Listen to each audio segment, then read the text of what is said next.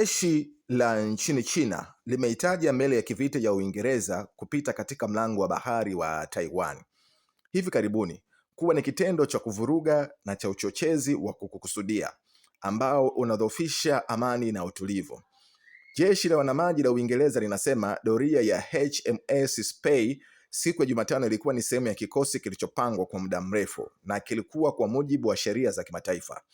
Doria hiyo ya kwanza kufanywa na meli ya wanamaji ya Uingereza katika kipindi cha miaka minne inakuja wakati kundi la wabebaji wa Uingereza likiwasili katika eneo hilo kwa ajili ya kupelekwa kwa jeshi litakalodumu kwa miezi kadhaa.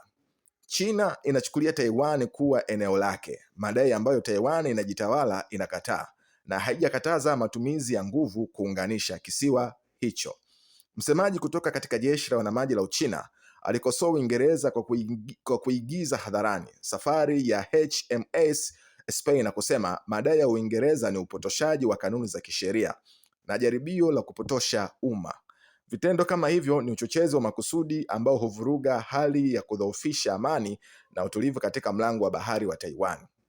Iliongeza kuwa imefuatilia HMS Spey katika safari yake yote kwenye mlango wa bahari na wanajeshi wa China watakabiliana kwa udhabiti na vitisho vya uchochezi wowote kutoka Uingereza. Baadaye msemaji wa Wizara ya Mambo ya Nje ya China alisema ingawa China inaheshimu haki za nchi nyingine kusafiri baharini kupitia mlango wa bahari wa Taiwan, pia inapinga vikali nchi yoyote inayotumia jina la uhuru wa usafiri wa baharini kuchochea na kutishia usalama wa China. Wakati huo huo, Wizara ya Mambo ya Nje ya Taiwan imepongeza doria hiyo kuwa ni kitendo ambacho kililinda uhuru wa usafiri wa majini katika mlango wa bahari wa Taiwan. Wakati meli za kivita za Marekani mara kwa mara zinafanya mazoezi ya uhuru wa urambazaji kwenye mlango wa bahari. Mara ya mwisho safari kama hiyo kufanywa na meli ya wanamaji ya Uingereza ilikuwa ni mwaka 2021 wakati meli ya kivita ya HMS Richmond ilipotumwa Vietnam. Usafiri huo ulilaaniwa vilevile na China ambayo ilikuwa imetuma askari kufuatilia meli. HMS Spey ni mojawapo ya meli mbili za kivita za Uingereza kwenye doria ya kudumu katika Indo ya Pasifiki.